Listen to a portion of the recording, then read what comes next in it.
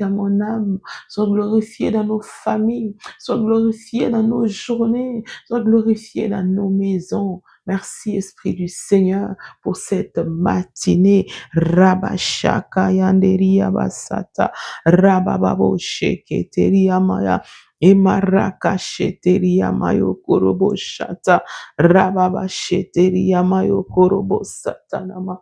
Merci à tous tes serviteurs qui prennent le temps, Seigneur, d'enseigner. Merci à tous tes serviteurs, si Seigneur, pour tous tes serviteurs qui prennent le temps d'enseigner, qui prennent le temps de t'écouter, qui sont obéissants, qui sont sensibles, qui prennent le temps de t'écouter, Seigneur, pour retransmettre. Oh, Rabashakata, Rababababa. Merci, Esprit du Seigneur. Merci, Jésus. Que le Seigneur nous bénisse. Bienvenue à Coup de cœur matinal. Comme je nous dis souvent, on ne sait pas comment on commence. C'est le Saint-Esprit qui contrôle toutes choses. Et c'est pourquoi nous avons juste plongé dans ces petits moments de, je vais dire, d'action des grâces, des contemplations et des gloires. Et ce matin, mon âme est vraiment dans la joie de savoir que nous allons commencer cette semaine avec le Seigneur. Oui, nous allons commencer avec le Seigneur et comme nous le savons tous, Dieu a toujours des plans merveilleux pour chacun de nous. Dieu a toujours des plans magnifiques qu'il prévoit pour chacun de nous. Et quand nous commençons avec lui la semaine, la journée, donc c'est comme si nous allons pour prendre la provision de celui qui connaît toutes choses, de celui qui a déjà planifié des belles choses pour nous, pour que nous puissions avoir ça comme dépôt qui nous accompagne la journée ou la semaine. Vous aurez tout compris. Comment commencer la semaine avec le Seigneur?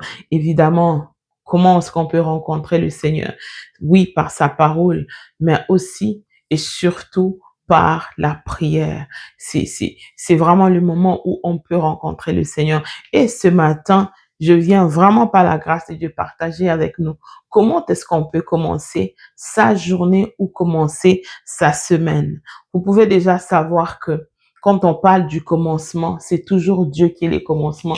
Parce que au début, quand toute chose n'existait pas, il n'y avait que Dieu qui a existé avant même que les choses n'existent, c'est-à-dire les cieux et la terre, avant que ces deux-là n'existent, l'eau et tout ce qui s'y trouve, voilà, avant que toutes ces choses-là ne puissent exister, la Bible dit Dieu était là. C'est comme ça que vous verrez que la Bible commence avec au commencement, Dieu. C'est Dieu qui a fait exister toutes choses. Mais lui, il n'est pas temporel, il n'est pas dans les temps. Il n'est ni avant, ni après, ni pendant. Dieu est tout simplement lui. C'est pourquoi on retrouve des passages comme quand on pose la question à Dieu, qui tu es, que je dise que c'est qui m'a envoyé, dit que c'est je suis. C'est pour tout simplement dire que Dieu n'est pas dans les temps. Il n'a pas besoin de nous donner un nom quelconque. Il n'a pas besoin de se situer dans un temps quelconque. Pas du tout. Parce que tout simplement, lorsque les choses ont commencé, lui a déjà existé. Imaginez-vous quelqu'un qui, lorsque vous pensez que l'existence commence, lui a même existé avant l'existence. C'est-à-dire qu'il est impossible de pouvoir les mettre dans un quelconque cadran, voilà, donc, on ne peut pas même pas le mettre dans un temps quelconque. Non, Dieu n'est pas dans les temps. Il est en dehors du temps parce que, voilà, c'est lui qui a créé et même les temps. Voilà. Donc, comme j'étais en train de dire, pour bien commencer sa semaine, comment on commence très bien sa semaine par la grâce du Seigneur. Alors, je peux tout simplement nous dire que pour bien commencer la semaine, commencez toujours par une dévotion matinale.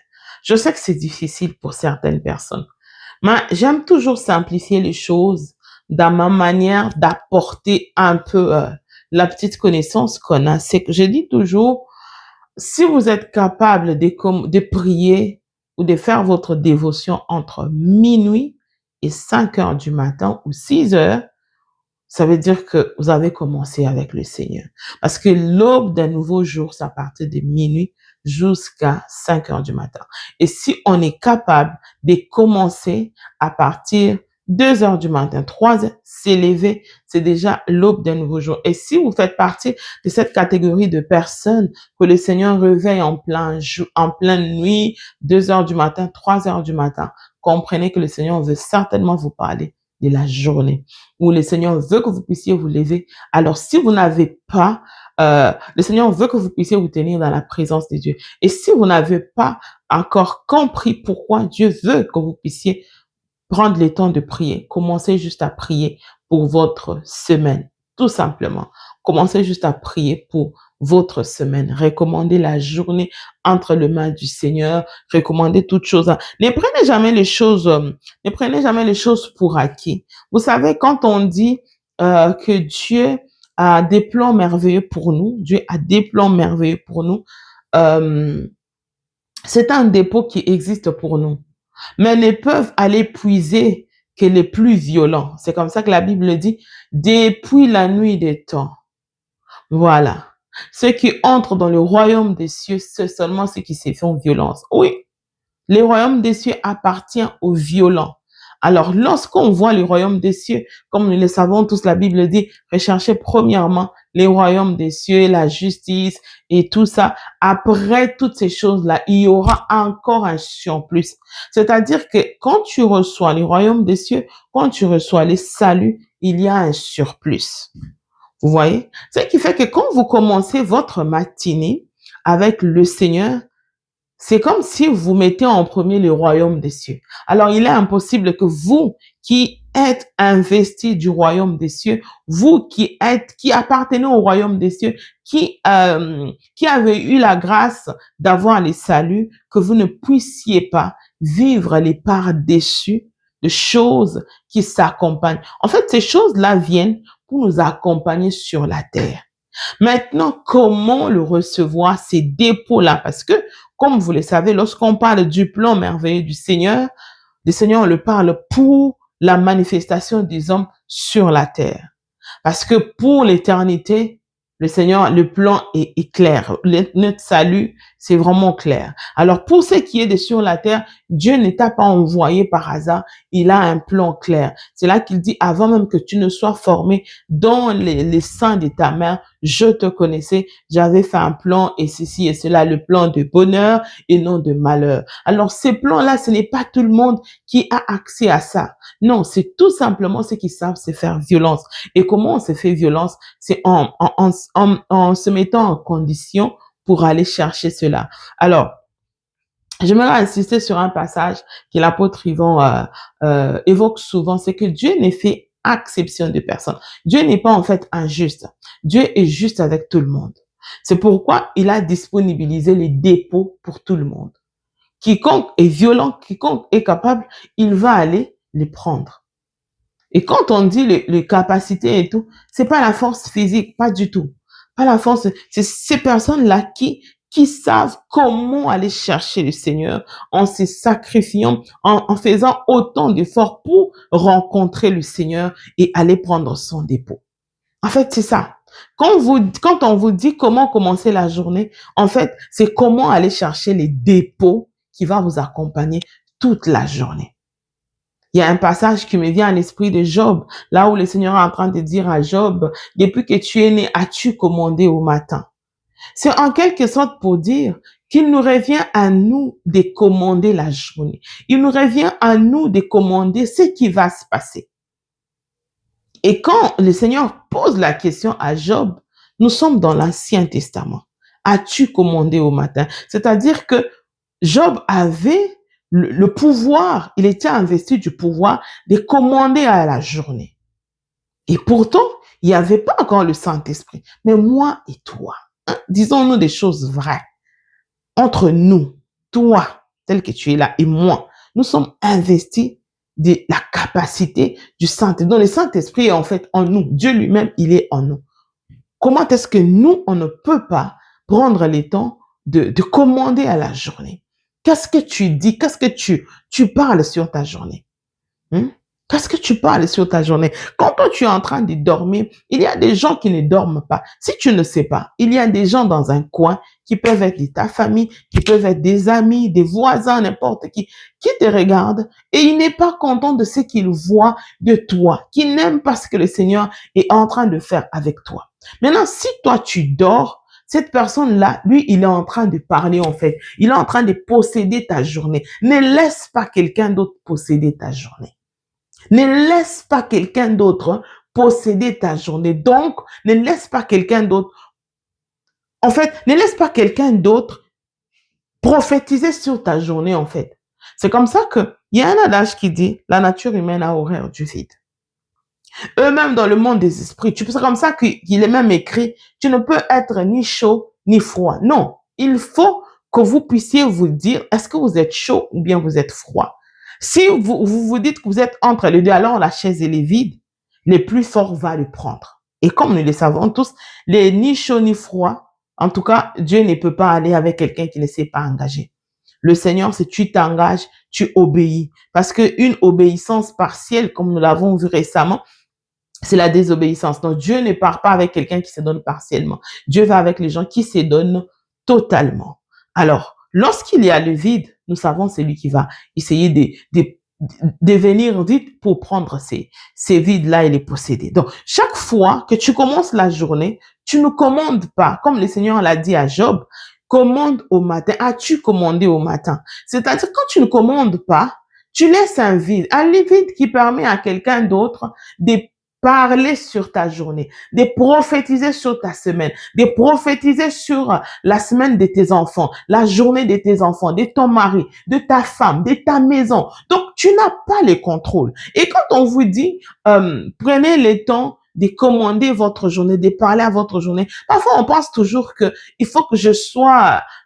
c'est pourquoi j'ai beaucoup aimé le week-end spécial qu'on a eu avec le prophète de grâce. Sincèrement, c'est là que vous vous rendez compte que on n'a pas toujours besoin de savoir que j'ai fait ça pourquoi. Non, tu te lèves. Il est écrit comme la Bible dit, le Seigneur parle à Job. Nous nous sentons tous interpellés. Quand toi tu lis la parole, sens-toi interpellé. Tel qu'on a, si on a demandé à Job, cela vaut aussi pour moi, cela vaut aussi pour toi, cela vaut pour nous tous. C'est-à-dire que je me lève le matin, je dois parler. Je dois parler sur ma journée. Je dois parler sur la journée de mes enfants. Je dois parler sur la journée de ma femme, de mon mari, de ma maison, de ce qui va arriver. Tu peux pas être surpris. Attends, quand tu as quelque chose qui t'arrive brusquement, est-ce que tu vas aller dire à Dieu, Seigneur, moi j'ai déclaré le matin, pourquoi ça arrive? Est-ce que tu vas te questionner? Tu vas même être surpris. Quand on dit les élus de Dieu ne sont pas surpris, le Seigneur le parle, le Seigneur les avise, la Bible ne le dit pas pour les personnes qui ne font rien. Non, c'est pour les personnes qui s'élèvent. Et quand tu te mets à parler dans un domaine précis de ta semaine, de ta journée, là, le Seigneur vient maintenant déposer des pensées dans ton cœur. Il vient maintenant te révéler comment est-ce que les choses devraient se passer. Tu sais que tu dois être ce matin au bureau. Tu ne vas pas y aller juste, tu t'es dit, bon, je sais comment je fais, je suis habitué à mon logiciel de travail. D'ailleurs, j'ai assez d'expérience. C'est moi qui enseigne, c'est moi qui suis le maître voilà, je suis le mentor et tout. Je n'ai pas besoin de tout ça. Tu te trompes. Tu te trompes. Commence la journée avec le Seigneur. J'ai vu des gens se retrouver dans des difficultés parce qu'ils n'ont pas bien manipulé de l'argent. Pas parce que la personne a volé, non. Par erreur, il a peut-être mal compté et c'est passé comme ça sans qu'il se rende compte. Malgré toute l'expérience. Je travaillais à la banque, je sais combien ces domaines-là, c'est parfois très sensible. Si tu commets une erreur dans tes calculs, et ça revient sur toi, c'est pas la banque qui prend, c'est toi qui payes. Et il y a des gens comme ça qui se retrouvent dans des situations compliquées. D'ailleurs, j'irai même pas très loin. Nous avons vu ici les scandales des fraudes qu'il y a eu. Combien de personnes se sont retrouvées avec les dus qu'ils devaient rendre à Revenu Canada. Combien de personnes? Combien de personnes? Il y a même, on en parlait récemment avec ma fille, il y a un garçon de 12 ans. Sa maman se tient la tête, mais $5 000. Donc, quelqu'un a utilisé l'assurance sociale du garçon et est allé retirer l'argent jusqu'à 5 000 $. Et c'est sur la tête du garçon. C'est ça. Tu vas te réveiller comme ça, tu n'as rien fait parce que tu n'as pas commandé à ta journée. J'ai déjà entendu des témoignages de personnes qui, Revenu Canada, t'appellent et puis te dit, bah écoute, tu nous dois autant d'argent. Mais tu te dis, mais à quel moment moi je dois? Oui, désolé, tu nous dois vraiment de l'argent. On commence à poser des questions. À quel moment? Mais quand Revenu Canada a décidé, pour ceux qui sont avec moi dans ces pays, vous savez comment ça se passe. T'as pas de choix. T'as pas du tout de choix. Et la personne a commencé à prier parce que il avait vraiment du mal avec les finances. C'était compliqué et tout. Elle s'est dit, mais c'est pas possible. C'est pas possible. Je peux pas me retrouver dans ça. En fait, elle s'est levée dans la prière. Le même Revenu Canada l'a appelé pour dire, en fait, il y avait une erreur dans les calculs. Maintenant, tout est beau. Tu n'as rien à nous remettre. C'est pour nous dire combien est-ce que quand on commande au matin, quand on commande à nos semaines, on prophétise sur... Tu n'as pas besoin que quelqu'un vienne te dire que cette journée, tu auras ça, tu auras ça. Tu es prophète de ta propre vie. Lève-toi le matin, prends le temps de ta dévotion matinale, prie, parle, prophétise. Tu parles à ta journée. Qu'est-ce que tu vas faire dans la journée? Qu'est-ce que tu prévois de faire la semaine? Qu'est-ce que tu... Voilà, comment tu vois ta semaine? Si tu peux même pas imaginer ce que va être ta semaine, alors je sais pas. Nous avons tous des attentes. Quand je commence la semaine, certainement, je m'attends à ce que je fasse ça, je fasse ceci, je fasse cela. Certainement, oui. Et après, on demande l'aide du Saint-Esprit. Mais pour le faire, il faut d'abord présenter ces programmes. Tu as tout un programme que tu as prévu. Tu ne présentes pas ça au Seigneur. Tu le fais juste comme ça. On doit se répandre. Oui, oui, oui, oui. Il faut savoir se repentir pour que le Seigneur puisse nous accompagner dans ce qu'on fait. Et à partir d'aujourd'hui, lève-toi le matin, convaincu du fait que le Seigneur est en train de t'accompagner parce qu'il t'a donné le pouvoir de commander. Alors, commence par commander ta semaine, commande ta journée, la journée de tes enfants, ta famille, tout, commande, parle, prophétise. Tu parles sur ta famille. Mes enfants seront protégés. Mes enfants seront protégés par le sang de Jésus. Personne ne le touchera. Personne ceci. Seigneur, mes enfants seront sages à l'école. Ils seront pas comptés parmi les enfants impolis. Ils seront pas comptés parmi les rebelles. Ils n'entreront pas dans ceci, dans cela. Mes enfants seront épargnés des fléaux qui touchent la jeunesse aujourd'hui, de toutes les mondanités qui touchent les jeunes ados, les jeunes adultes. Je prie, je déclare que le mien seront différents. Ils feront la différence. Mon mari est entre tes mains. Ma femme est entre tes mains. Rien ne le touchera. Au travail où il est, il part, il revient en santé parce que ta parole dit, tu es celui qui nous protège notre aller et notre retour. Les dieux qui nous gardent et qui dit que celui qui demeure sous l'abri du Très-Haut, oh oui, c'est, en fait, quand tu t'es mis à déclarer ces paroles-là, tu es en train de posséder, comme le dit souvent notre pasteur, tu es en train de posséder le porte de la journée, le porte de la semaine, le porte du mois. Moi, je bénis toujours le Seigneur pour l'apôtre Yvan parce que chaque mois, chaque début de mois que nous commençons, on a au moins 48 heures. Ça nous permet chacun de se tenir aux portes du début du mois. Tu te tiens aux portes du mois, en fait. Donc, on ne laisse pas un vide à l'ennemi. Non, on ne laisse pas un vide. On lui montre que nous sommes debout. Tu n'auras pas de place ici. Tu n'auras pas de place. Et quand tu t'élèves comme ça, comme le prophète de grâce l'a dit, le diable ne sera pas à l'aise à travailler dans ta vie. Il sera pas à l'aise à venir ouvrir ta porte et faire ce qu'il veut. Non, tu le mettras tellement mal à l'aise qu'il saura même pas travailler. C'est ça, c'est cet état d'esprit-là que nous devons avoir en commençant nos semaines. J'espère que ces quelques mots vont révolter quelqu'un. Ne sois pas surpris dans la journée. Tu te rends compte que tu n'as pas pu parler à ta journée. Tu es surpris par les événements. Non, surprends l'ennemi. Possède ta journée. Prophétise. parles, que tes paroles dévancent même ta journée. Tu parles sur ton bureau, sur ton travail, sur ta journée, sur les rencontres même que tu as, sur tout ce que tu prévois de faire. Tu parles, même si ce sont des rencontres peut-être banales, quelqu'un va venir à la maison, tu dois recevoir quelqu'un. Tu recommandes tout entre les mains du Seigneur. Tu ne sais pas ce qu'une rencontre peut produire dans la vie. Il y a eu des rencontres qui ont tué les gens, il y a eu des rencontres qui ont tué le mariage, qui ont détruit des vies. Donc, tu recommandes tout entre les mains du Seigneur. Que le Seigneur nous bénisse ce matin. J'ai dépassé de 7 minutes. Que le Seigneur nous bénisse.